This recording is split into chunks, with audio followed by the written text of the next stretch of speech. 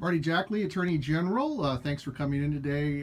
What's your legislative package looking like after the first year when you go back to peer and the legislature meets? Thanks for having me again. Obviously, the legislative session is a busy time for the Attorney General. In addition to giving legal advice to members of the legislature, we have our own legislative package. And kind of just generally speaking, the focus is always on public safety.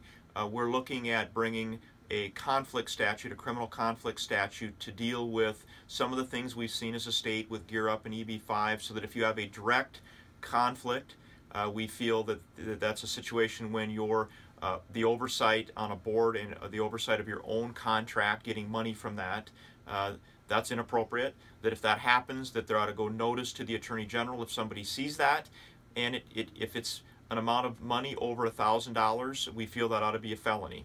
The other things we're working on, of course, we always work on the state's 24/7 sobriety program. That's run by the sheriffs, but overseen by the Attorney General.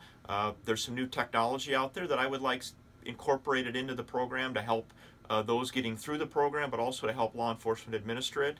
We have a statewide victim notification system. I think people are hearing more and more about that because of the recent Marsy's Law, or the S that passed, the constitutional amendment. We have some improvements to make to that, and you'll see some legislation that does just that. I've always tried to be an Attorney General that promotes transparency. There's been a lot of talk statewide about booking photos. So we feel that this is now the time to maybe bring some legislation. I've had a task force made up of law enforcement and the media that maybe we can put together a package that lets those booking photos be released to the public. And then lastly, there's always that focus on public safety and our criminal laws. I felt strongly that vehicular homicide is a serious matter. It's when you have a life taken because somebody does not act appropriately. I think it should be considered a violent crime, and really the importance of that is when it's a violent crime, it's a 50% parole situation where you serve half your time. And if it's not a violent crime, you only serve 30% of your time. And we've had a couple of very tragic cases in South Dakota where there have been some situations where somebody has acted really irresponsibly, driven extremely intoxicated, and taken the young life.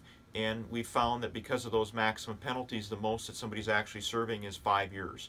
And I've just felt that there's some things we can do better, and I would like to see vehicular homicide treated as a violent felony. And everybody I talk to in South Dakota feels it is violent and it should be treated that way. All right. Thank you very much, Marty. Thank you.